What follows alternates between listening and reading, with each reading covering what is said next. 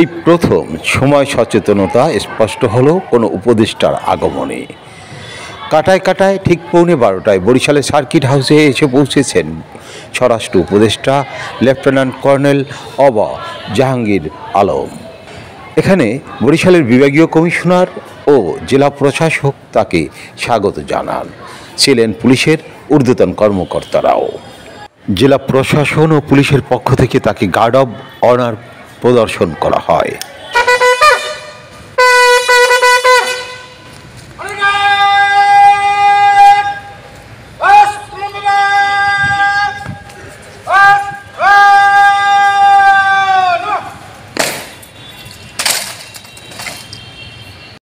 Lieutenant colonel অবা Jahangir Alam একাধারে স্বরাষ্ট্র ও কৃষি উপদেষ্টা, তাই বরিশাল অঞ্চলের আইন শৃঙ্খলা পরিস্থিতি ও কৃষি বিষয়ে মতবিনিময় করতেই তার বরিশালে আগমন বলে জানা গেছে।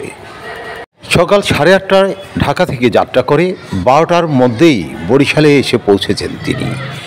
তবে তার এই আগমনে সড়কে সৃষ্টি হয়েছে অনেক জ্যাম, কেননা তার প্রোটোকলের কারণে অনেক মানুষকেই ভোগান্তি পোহাতে হয়েছে এবং ক্ষুব্ধ হয়েছেন পথচারীরাও।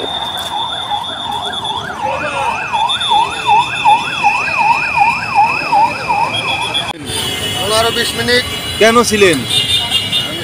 এনে জাম দেখছি, কে বলে আইসে অফিসার, এই কারণে। আচ্ছা আচ্ছা, আমরা তো ভাই এই পরিবর্তন চাই না যে একজন স্বরাষ্ট্র উপদেষ্টা আসবে সমস্ত বরিশাল ব্লক করে দিয়ে জনগণের এত ভোগান্তি বয়ে একজন স্বরাষ্ট্র উপদেষ্টা ভোগান্তি করতে হবে, এটা তো আমরা এই দেশে চাই না।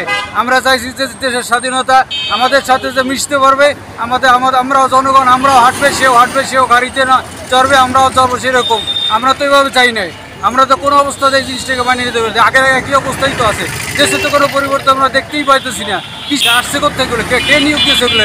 জনগণ এগুলো মানে না। সরকার সম্পূর্ণ অযোগ্য, সরকার কোনো দেশ কন্ট্রোল করতে পারতেছে। দ্রব্যমূল্য বৃদ্ধি, দ্রব্যমূল্যই তো নিয়ন্ত্রণ করতে হবে, কিছুই তো নিয়ন্ত্রণ করতে হবে, নিয়ন্ত্রণে আনতে পারতেছি না। আমরা কেনাকাটা কোনো নিয়ন্ত্রণে আনতে পারছি না, খাইয়ে পড়তেছে বহুত লোক।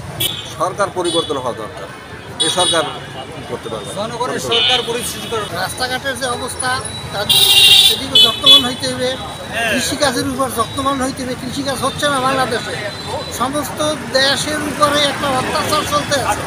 খাদ্য প্রয়োজনীয় যা প্রয়োজন মানুষের, তাকেই সে খাদ্য সরবরাহ করতে পারতেছে না। কৃষির উপরে কোনো যত্নবান নাই।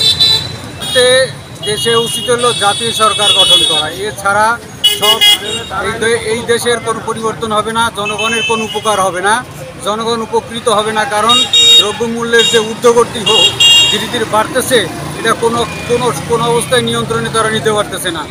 জনগণ তো আর এখানে অন্য কিছু দরকার নাই, তাদের দরকার দ্রব্যমূল্যের নিম্নগতি। তার ক্রয় ক্ষমতার মধ্যে সব কিছু তাদের থাকতে হবে, তা নাহলে জনগণের কী লাভ হইল? জনগণের কোনো লাভ হইল না। তাইলে অনেকেই নির্বাচন চাচ্ছে, কিন্তু এই মুহূর্তে নির্বাচন সম্ভব না। আবার এই সরকারের অধীনেও এভাবে চলতে পারে না, আমাদের নির্বাচনের দরকার।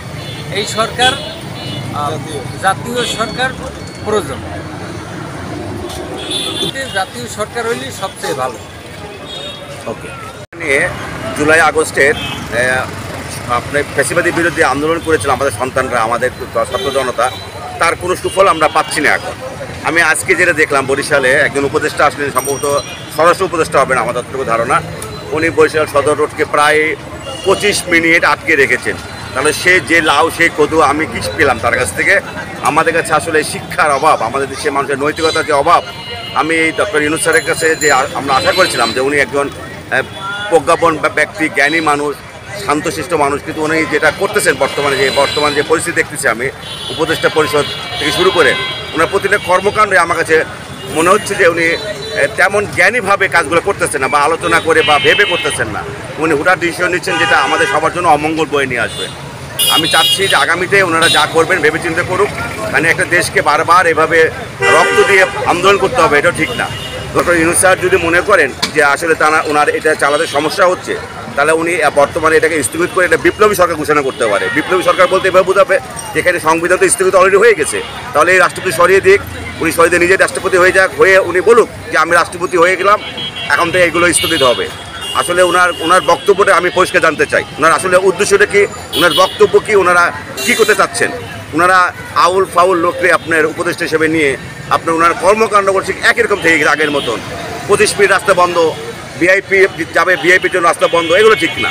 আমি এগুলোর তীব্র প্রতিবাদ জানাচ্ছি। আপনারা ফিরে আসুন, দেশের জন্য কাজ করুন, দেশের মঙ্গলের জন্য করুন। দেশের পরিপ্রেক্ষিতে এখন রাজনৈতিক প্রেক্ষাপটটা খুবই একটা অন্ধকার। আমি সবাইকে এখন আগেও একবার বলেছি, এখনও বলতেছি যে আমি প্রধান উপদেষ্টা সর্বজন শ্রদ্ধেয়, ওনাকে আমি সম্মানের সহিত বলবো যে আপনার সম্মান রক্ষার্থে আপনি যেখানে আসছেন এখান থেকে ফিরে যাওয়ার কোনো পথ নেই। আপনার সম্মানার্থে বলবো আপনি একটা সম্মিলিত রাজনৈতিক সরকার গঠন করুন। সকল রাজনৈতিক দল থেকে বেছে বেছে যারা বিপ্লবী সরকার একটা প্রয়োজন, আমরা এই জন্যই আমি বলবো বিএনপি যে মহাসচিব আছেন মির্জা ফখরুল ইসলাম আলমগীর, এর মতো সৎ সাহসী ব্যক্তি দেখে বেছে বেছে সব দল থেকে আপনি একটা কোয়ালিশন সরকার গঠন করুন। প্রেসিডেন্ট চুপ্পুকে সরিয়ে দিয়ে আপনি প্রেসিডেন্ট আসন গ্রহণ করে আপনি কোয়ালিশন সরকার গঠন করে আরও 1 বছর নেন। কোনো রাজনৈতিক দল কেউ কিছু বলবে না, কোনো বৈষম্য বিরোধী ছাত্র আন্দোলনে কেউ কিছু বলবে না। আজকে যারা উপদেষ্টায় আছে তাদের মধ্যে এক নেই, একজনে এক কথা বলে। আবার এখন নতুন যারা উপদেষ্টা নিয়োগ দিয়েছেন কার বুদ্ধিতে দিয়েছেন আমি জানি না। আমি সর্বজন শ্রদ্ধেয় ডক্টর ইউনূসকে বলবো আপনি উপদেষ্টা পরিষদ প্রয়োজনে ভেঙে দেন, ভেঙে দিয়ে সকল রাজনৈতিক দল থেকে বেছে বেছে আপনি একটা রাজনৈতিক সরকার গঠন করুন। পুলিশ লাইন মিলনায়তনে আইন শৃঙ্খলা পরিস্থিতির বৈঠক শেষে সাংবাদিকদের সঙ্গে প্রেস ব্রিফিং করেন স্বরাষ্ট্র উপদেষ্টা। এখানে তিনি বলেন, আইন শৃঙ্খলা পরিস্থিতি অনেক ভালো। মাঝে মাঝে যদিও রাস্তাটা ব্লক করে ফেলে, এটার জন্য আপনারা সবাই চেষ্টা করবেন। এগুলি নিয়ে এখানে আলোচনা হয়েছে। আপনারা জানেন আমাদের বাহিনীরও কিন্তু অনেক সমস্যা আছে, এই সমস্যাগুলি কিভাবে সমাধান করা যায় এখানে আলোচনা হয়েছে। কিন্তু হয়তো আমার হাতে তো আমি কিন্তু দায়িত্ব নিয়েছি 3 মাসও হয় নাই। আমার কাছে কিন্তু এইরকম কোনো ছেড়ে রাখবাতি নাই যে বল হয়ে যা, তা তো হবে না। আমার তো সময় দিতে, আমার বাহিনীর লোকদের সময় দিতে হবে। এই একটা ট্রমার ভিতর দিয়ে গেছে, এটা তো একটু সময় লাগবে। এই সময়টা তো আপনারা ভাই আমাদের দিতে হবে। সময় দিতে যে আপত্তি নেই তা সাধারণ মানুষের বক্তব্যেই পরিষ্কার।